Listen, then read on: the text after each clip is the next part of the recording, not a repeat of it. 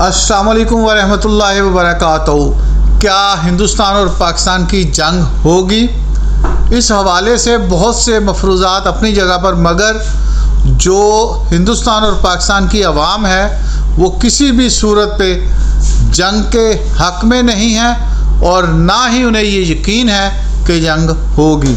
तो यही वो मामलात है कि आज की आवाम फ़ौज और दूसरे मामलात के हवाले से हर किस्म के मज़ाक के ट्वीट्स और मुख्तलिफ़ रील्स जो हैं वो अपने सोशल मीडिया पे छोड़ रही हैं। अब ये जंग जो नहीं हो सकती, इसमें मौजूदा जो हुकूमत है उनके वो ताल्लुकात हैं जो मोदी सरकार के पर्सनल ज़ाती फैमिली रिलेशंस हैं। वो ये समझते हैं कि ये किसी और मसले में उलझाने के लिए इस किस्म के मसाइल कर रहे हैं।